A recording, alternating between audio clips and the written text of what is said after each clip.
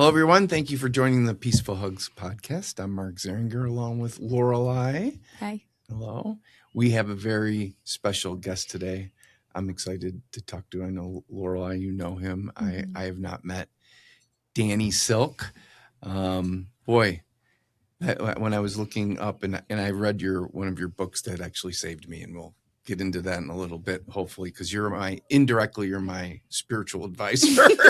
getting through what hot mess came into my life that I was able to get out of in your book Unpunishable really helped me. But she's a counselor, social worker, pastor. Mm-hmm. What I like when you read spouse, grandparent are probably two of the bigger ones for you. But thank you so much for taking out of your busy schedule to meet with us. Oh, it's great to be here. Thanks for inviting me. Oh my gosh. Boy, where to start? I know. I mean, I was talking to Lorelei. We're really want to hear your story and kind of where you came from to even get to the point to where you are now. I think is would be fascinating because I don't know a lot about that. It's really hard to find a lot of information about, when you get to the point where you are, where you're so successful and helping so many people. I think oftentimes people forget where you come from and how do you even get there and what that journey looks like. So maybe you could share that with us. Yeah, I think probably a lot of people think that I come from strong Christian stock, that, healthy family. And I was raised by a single mom. I grew up in oftentimes a single wide mobile home that was, had real spongy floors. And, I grew up in a little town in Northern California, Weaverville, 3,500 people.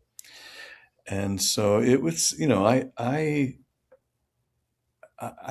grew up not knowing anybody who had a passport, right? And it's small thinking, small expectations for your life, and chaos, absolute chaos. The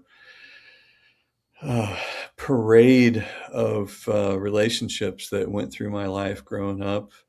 I have no relationship with my own father. He's now since passed away. And then I have two stepfathers.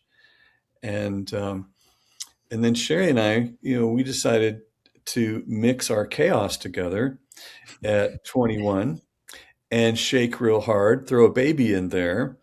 And 12 years into our relationship, the pastor that married us, we were in their living room, and we were bickering about something. He goes, this reminds me of that note that was on your Taylor-Johnson compatibility assessment. Remember that?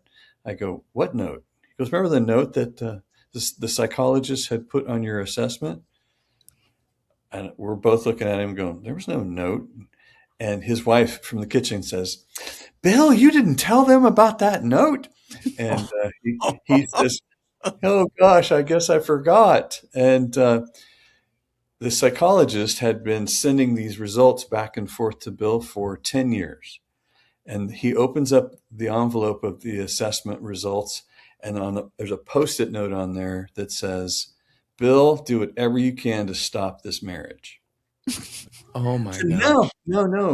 No, you didn't tell us about that note, but Bill, that would explain the last 12 years of hell. Wow. And we are clinically incompatible. Between my two parents and Sherry's two parents and her stepfather that raised her, those 5 people, each of them have been married 3 times.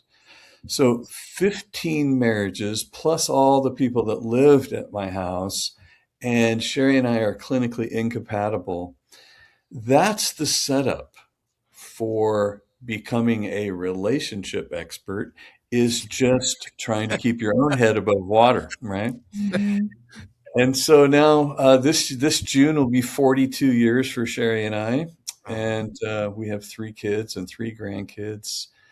uh, travel to 40 countries, sharing the message. I don't know how many translations our books are in, but it's been quite a ride.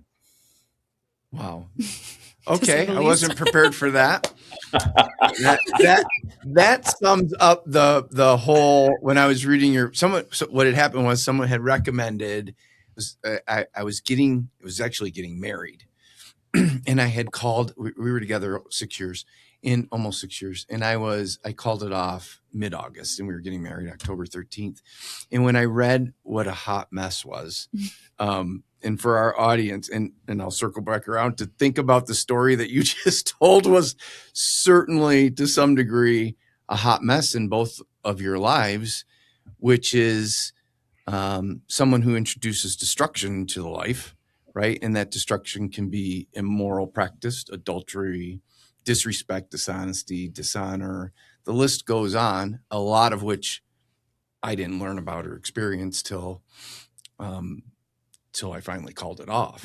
But when you go through that, and that's not to say I clearly had some of my own issues, but you that sense of loss, which people, depending on the study you look at, loss is always 7 times, 2 times, whatever number you want to, worse than any success that you have. And so when I read your book, Unpunishable, and a lot of it around a new covenant and repentance and reconciliation, and I thought I was going to read it about how it would fix her, but it's more about how to fix me. And it's been life-changing. So I want to hear now how you get that news. Clearly it worked, 42 years. And what do you guys say to yourself around fixing the 12 years that was a mess? Well, there's not much you can do about what happened. You can just kind of reframe moving forward. And it probably took us between 12 and 15 years to turn it around. One of the things that happened to me was, I grew up without a father, so I really didn't have a man in front of me that was giving me man lessons that I wanted. And I married somebody that was she's the only girl in a she has 6 brothers. She's it's a blended family, so there's stepbrothers in there, and so she basically learned how to fight to survive. Like, I would say, you were raised by the wolves, honey. That's part of what's going on here is, you just, and I was raised by invisible parents. My dad left when I was 5, and my mom she's just working her head off. I think I'll just give her that. And, so I basically raised myself, and I would be an avoider, and Sherry would be an arranger, I'll say. So she's coming at me, and I'm disappearing. And it wasn't until she got some inner healing, some counsel around this whole deal, and she discovered that she'd never felt protected. And I thought, no kidding, you were raised by wolves. And she said, I've never been protected by you. And that was the day that our marriage changed in my mind. Was I began to realize and take responsibility for, I have never one time thought about protecting you. I protect everybody else and myself from your anger. Wow. And so at that point, I began to, in taking responsibility for that, it changed my response to her from, it's not anger, it's scared. It's not anger, it's hurt. She feels powerless. She's sad. So as soon as I began to realize, whenever she feels a negative emotion, it comes out as anger. But I have a very different response to somebody that I think is hurt than I think is angry. Mm-hmm. And so that allowed me to stay in the room, the conversation, in proximity with her. And I got a different Sherry after that. Wow. Wow. It's amazing. So what does it look like? I mean, I think there's no better coach than someone who's gone through it themselves. But what does it look like to end up, like, when does everything start for you in helping others through very similar things that you've been through, and then expanding it beyond couples? And, you know, you have books on parenting, and you help corporations and organizations through these types of things. Like, what does that process look like, and continuing to find health personally as you grow? Because you said it took 12 to 15 years from that moment of you guys are incompatible to get to some form of health. Well, the old adage, helpers are people searching for their own answers. So my whole life I've been in either ministry or social. I was a social worker, working with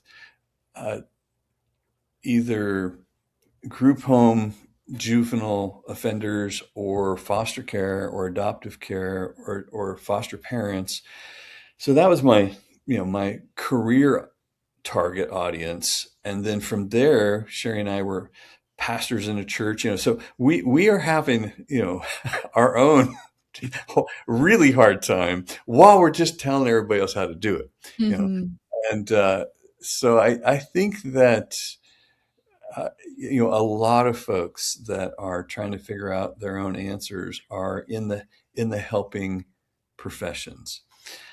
That being said, I think I didn't write a book until I was 47 years old. Wow. So, married at 21. So we had some momentum. We had some fruit. We had some, stuff to give away. I always would, kind of say I'm taking bread off my own life to feed other people. Mm. And that's what gives it the authority and the clarity and the practicality is, oh, here's what you can do. So I think it does take a minute to build that credibility. If you'll not pretend like you have something that you don't, but once you have something to give away, and it's not your latest book you read or a course you took or a conference you went to, but it's actually what's working for you, then it's it does transform people's lives. It's beautiful. Good advice too. It is great advice. I again, I think, when I read your book, and I have to go back through several times, and once I figured out, okay, one, it's not my job to change my previous fiance's world, and realize I need to change my own. Mm-hmm. But I think, Danny, you could probably help with this. When I read through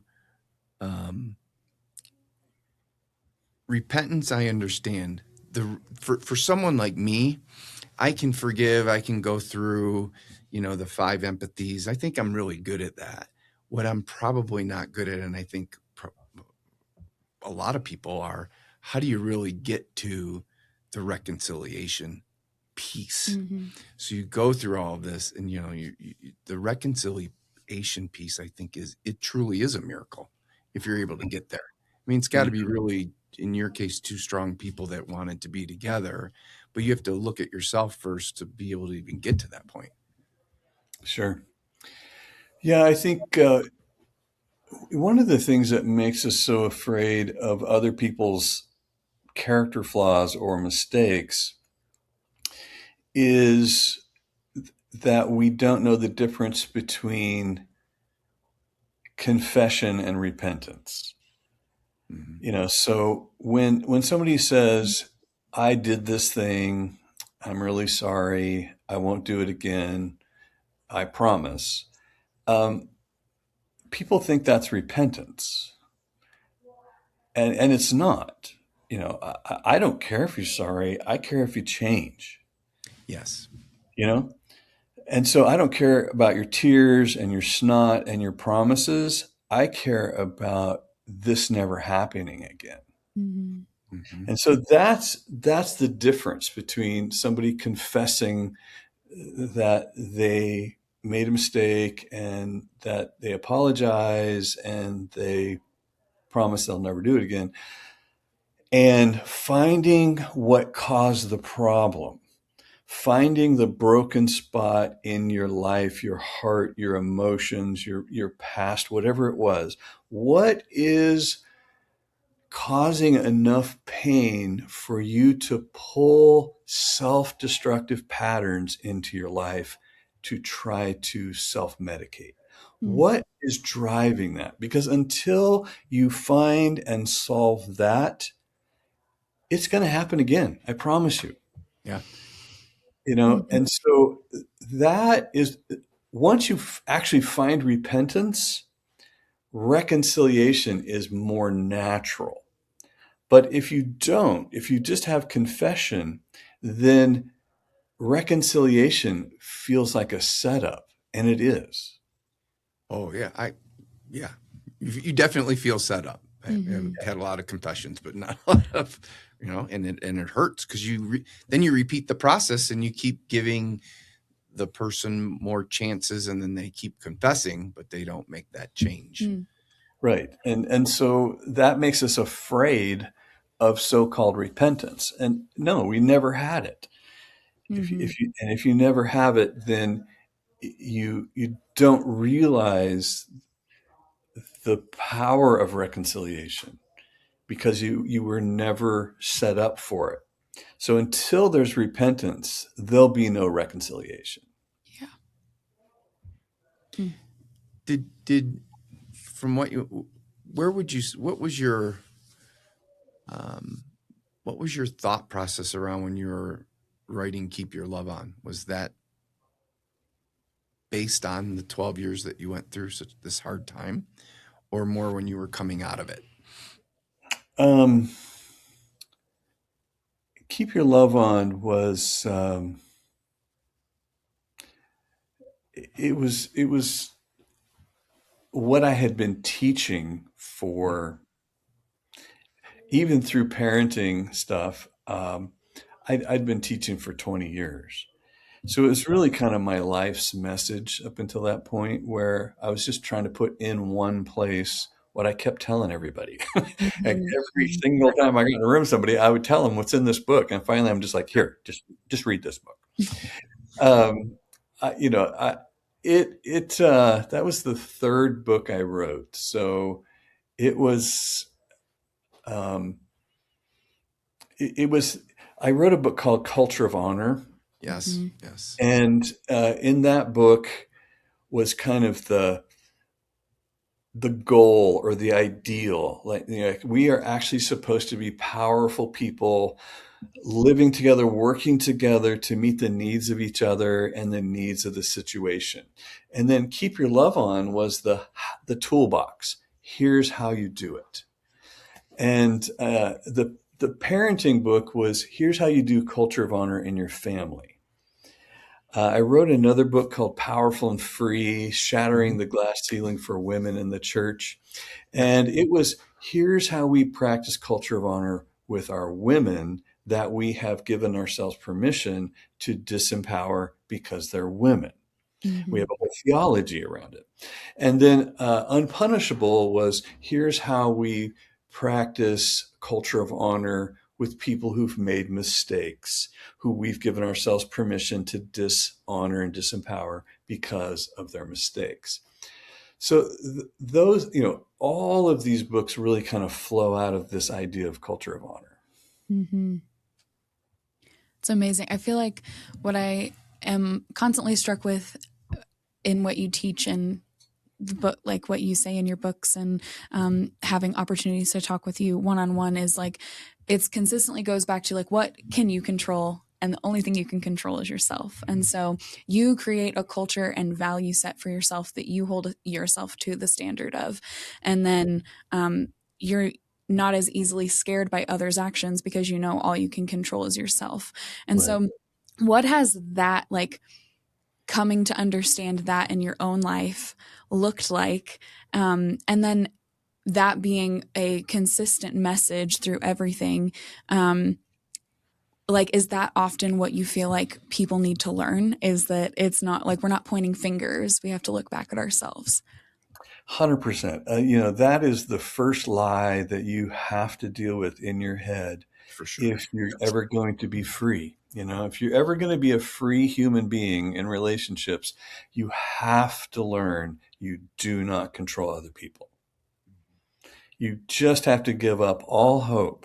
Like, people have been married 25 years, they wake up on their 25th wedding anniversary, they look over at their spouse and they think to themselves, you're never going to change, are you? You're always going to be like this. Okay, all right. Well, what are we going to do from here? That it takes about 25 years to beat all the hope out of you that you're ever going to control this person. But once you get there, you finally are able to practice unconditional love with somebody.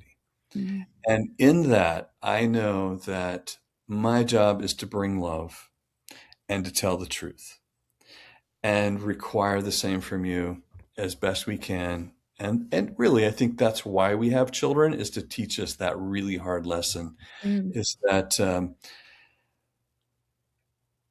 you cannot control your children, and you pretty much for a very long time have a relationship of investment. Now, if you get something back, that's great, but it was probably an accident or you just got one of those sweet kids.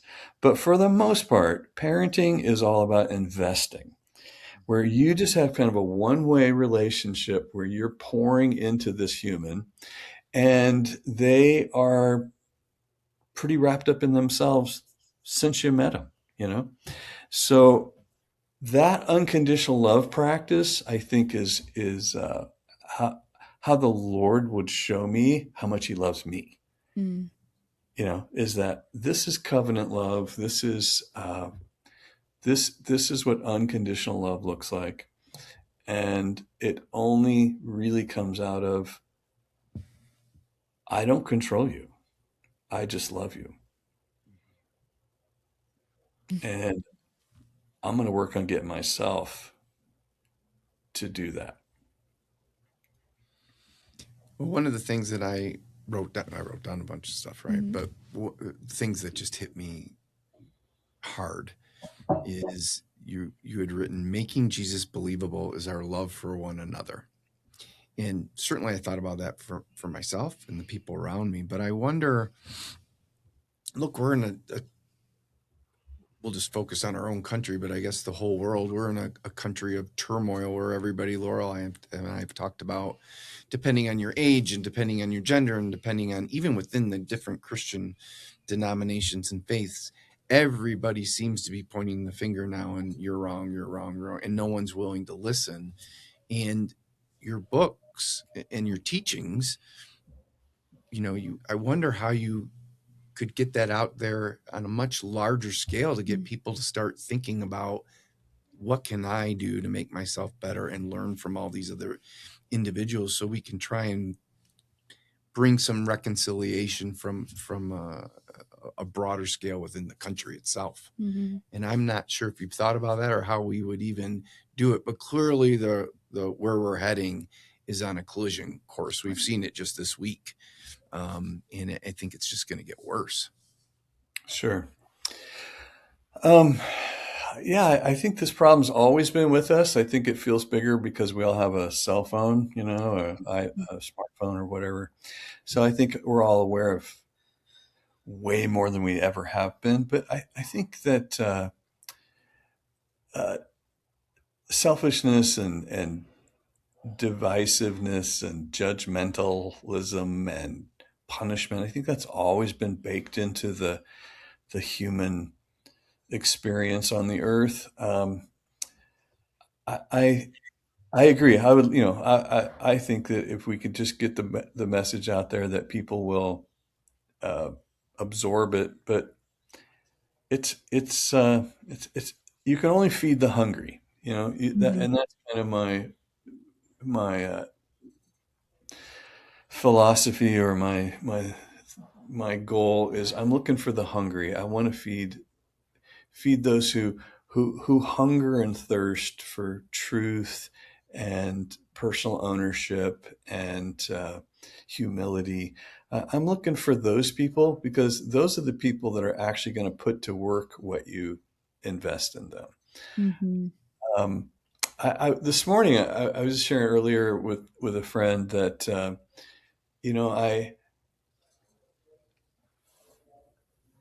think that we have to learn, with people that we love, we have to learn that we can disagree, but I disagree with your ideas. I disagree with your decisions. I disagree with your worldview. I disagree with, whatever. But I don't disapprove of you. Mhm. Mm-hmm. Um, and I think that we're going to have to drill down into. Um, I don't disapprove of the people that I love. I just don't. I just won't.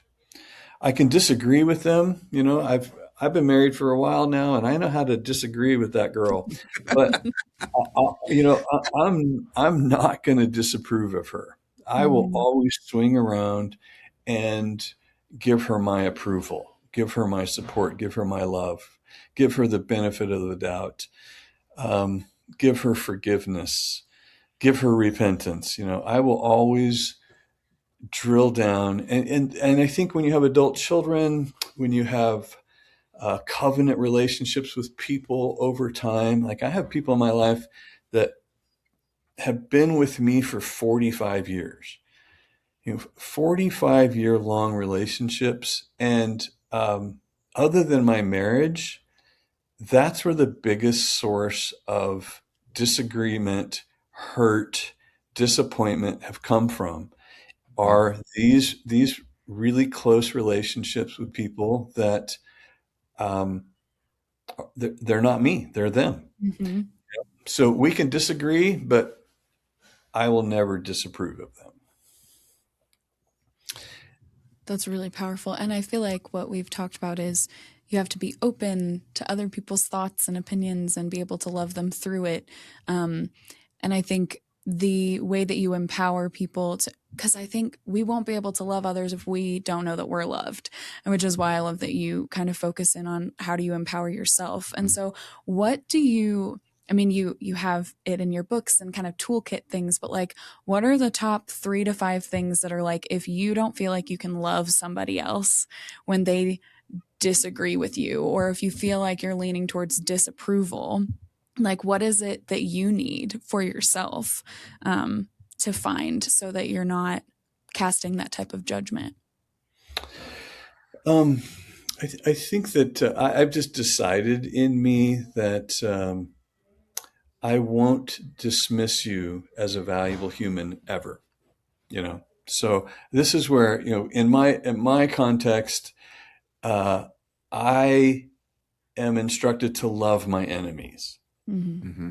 So if I can love my enemies, who don't I love? Who am I going to withhold my love from? Who am I going to judge? Who am I going to punish? Well, if I'm loving my enemies, that means I don't have any, for starters.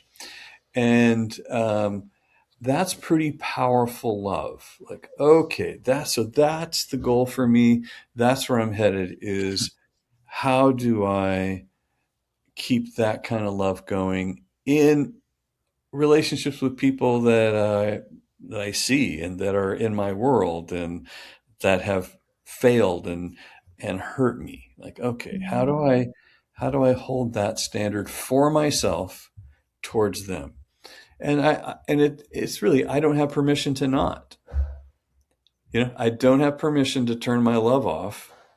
So what am I going to do? Well, there are boundaries.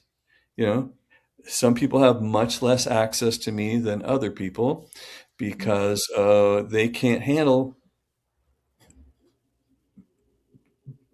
being in my time, being in my uh, priority relationships. They just can't handle it. So, but I love you. I love you from here. I love you. So I love you. Mhm. And some people just get moved out. Like there's a story in the Bible referred to as the prodigal son. Mm. And it's a story of really it's most famous for this son takes his inheritance and squanders it. But really, this story is about the love of this father. And it's powerful because the son comes to the father and he says, the equivalent of this: I wish you were dead so I could get the money that's coming to me. Yeah. And the father goes and gets it and gives it to his son. And here's the message for the father, and that is, there is no disrespect and dishonor in my home. You are free to go.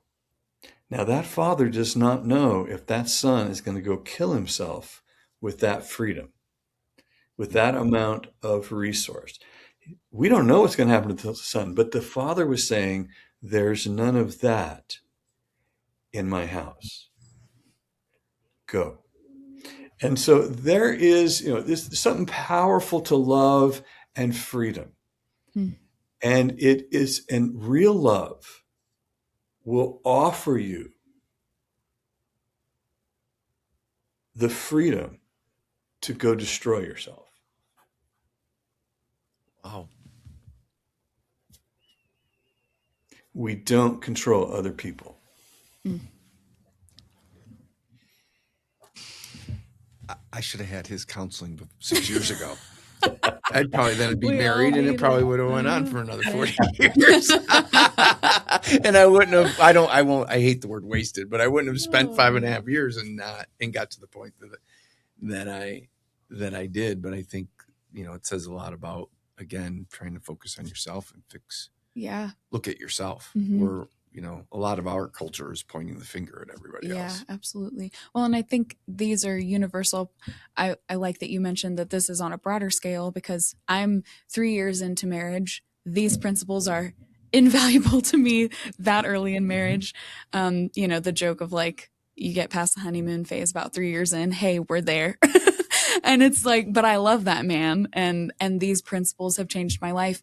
They initially came to me because of support through my career and our organization working with you. And so, but that transferred into my marriage, which now transfers into like friendships. And then when you have a stranger that you're talking to and you might disagree, like all of these tools that change how your perspective of others because of how the control you're taking of yourself actually does change how you interact across institutions or whatever you want to call them. So that's really transformative. No matter what age you are, I think I hate the phrase, you can't teach an old dog new tricks. Well, that's not true. I'm an example of that. Yeah. I definitely would have approached things very differently just from reading Unpunishable about myself and what to look for going forward if I ever have another relationship. And so I think you have to every day try and get a little better. You don't have kids yet. Danny, you do. And I hear you on the kid front because the hard part is I'm still learning and I'm be 59 this month. And I look at the stuff my kids are doing, there's 4 of them, 26 down to 19. And just, you can see the train coming. And you, no matter how you do it with love, I've tried every which way, the train's going to hit them and you have to let it happen. And that's hard. It's hard. It's scary. I mean, you spend your whole parenting career trying to keep these people safe and away from harm. And the older they get, the more independent they are. And I think parenting adult children has been the most challenging of my parenting career. So I don't know why I thought it was going to get easier when they grew up and left, but No, no, yeah. Yeah. no. It's off the chain now, man. It is. Whoo! What are we doing? And so protecting your connection with your adult children is the best skills you have. Well, this may seem like a silly question. I've traveled a lot. You've traveled a lot, not as much as you, Danny. So I'm curious, when you're going out and teaching and talking to people in different countries, is the message relatively accepted the same? Or do you have to, I know you probably have to tailor it a little bit to a culture, but um, generally speaking, do people embrace it the same way and go out and try and do that in their lives, whether, Europe or the US or in the Middle East, or, I mean, because culturally speaking, they're so different. Right. So, I mean, you could travel around the United States and have to tailor it. You Yeah. know, it's the the culture is really the agreements. Um, People make agreements about how we're going to behave, how we're going to do things. So it's going to happen different in San Francisco than it is in Des Moines or than it is in um, Nashville or Atlanta. Every one of those have their own set of agreements of what it means to be a parent or a spouse or a boss or whatever. They each have a different set of behaviors that are respectful or disrespectful. So when anywhere in Asia, anywhere in Africa, anywhere in South America, there's a very rigid hierarchical approach to authority, and so wherever you go, you're paying attention to that. But at the same time, in my context, I am bringing heaven to earth, right? So I am I'm pulling stuff out of a biblical context, and I'm teaching it to people here, but here on the earth. And I say something that's it upsets people, but it's true, and that is that heaven is not multicultural. Mm. There is one culture in heaven, and we are praying that culture would come to the earth. So Mhm. all the earth's cultures have to adjust. Heaven doesn't adjust. The earth's cultures and the people in them, they adjust. And that I think that, we've been pounded to death by universities that multiculturalism is the way to go. Well, that's the way to go to get gray paint and confusion and wars. That's the way to Yes, go. I would But agree with that. but we have a king who has a culture, and we all line up with that. So, with that understanding, that would be the way I would deliver my message. Is it's all about love. It's all about connection. It's all about honor and covenant. And there are no excuses for behaving counterculture. Yeah, for sure. So good. Well, like we talked on our, the very first podcast we had, which was, my thought process, I'm sure not just mine, but my thought process was Christianity was really basically easy. Love God, number one, and love everybody else, number two. And that's incredibly hard Yeah. to do. So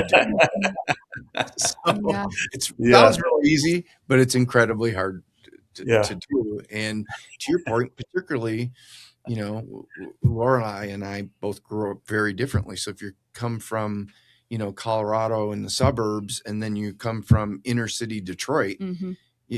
you have to, how you grow up is completely different. Yeah. You have to be open-minded about what that looks like. When I first came to Denver, it was shocking, and in a good way, but only because I was open to it. How many people are not open to it? Yeah. So Yeah. Well, and there's actually a lot of freedom in knowing that I don't set the rules. And so like the comfort of knowing that I have a good father in heaven who has laid the ground rules, and my whole goal is just to learn those things, and hopefully love others and understand God's love for me and love him back. That's a lot easier than like trying to understand everyone else and figure out what the rules are. And so I love that heaven is not multicultural. Everyone's welcome, but we're adjusting to his culture. That's beautiful. Yeah. It's really good. I know we're close to finishing up. I have a question for you. Well, a few questions. So, you give a lot of advice. You have books. You do consulting. Like, if somebody was like, I need more of this in my life, but I'm not sure I can read all of those books or whatever, like, where is the best way to find your content, to get in touch with you? Like, what does that look like in Danny Silk's world? Lovingonpurpose.com. It's just a website. You go there, you get on the mailing list, and you find all the access to resources that we have. We have probably every other month, we have an on-ramp into a mentorship, a weekly mentorship that I do with a Zoom call. And people can get on that, and it helps them build momentum around this message. And it surrounds them with the support of people that are doing the same thing. And it's a whole community of folks that are just moving together for a year at a time, every Thursday morning at 8 a.m. I love it. It's one of my favorite things that I do. Then we have Kylo University. Keep Your Love On is what Kylo stands for. We had that going on before Star Wars came and stole it and bumped me about 40 pages deep in the Google searches. But Kylo University is 16 weeks. It's every August we start it up, goes into the holidays, and it is how do you connect with the Father? How do you connect with your own heart? How do you connect with others? And we just move people through that process, and life-changing for people. Like grandparents now have access to their grandchildren again because they worked it out with their adult children. Just testimony after testimony after testimony. It's just a very, very fun thing that we do as well. I love that. Okay. And the last two questions we ask everyone, you give a lot of advice, but I want everyone to hear, what is the best piece of advice you've ever been given? Humble yourself. Yes. Great reminder. I need that tattooed on my forehead. Yeah. Humble yourself, Danny. Humble yourself. Yeah. That's my so pastor, when I would go to him for marriage advice, because we were just in chaos for especially the early years, he would say, humble yourself. I'm like, is that the only thing you're ever going to say to me?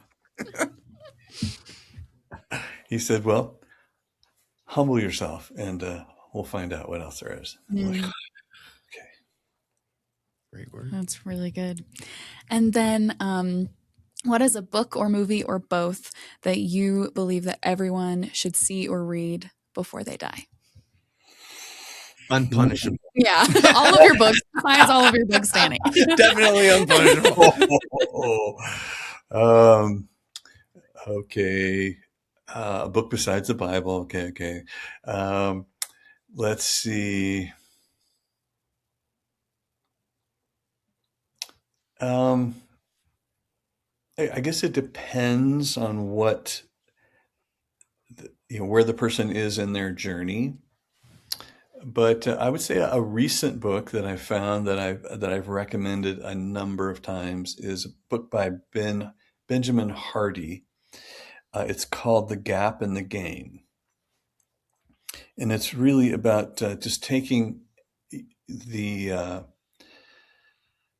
fantasy of ideals out of how you measure your life, because we classically measure ourselves according to something we want really bad or we think is the ideal, and we hold it out there, and it ends up being like the edge of your headlights. Like you're never going to get there. You're never going to get, because as soon as you get close, it changes. And so we live in a perpetual state of anxiety and dissatisfaction. And then the gain is measuring yourself according to yesterday. Like, how am I doing today compared to how I was doing? And now you can live in gratitude, and you can live in peace, and have a much different experience of your now than measuring yourself according to your ideals. Wow. For sure. Mm-hmm. Putting that on my book list.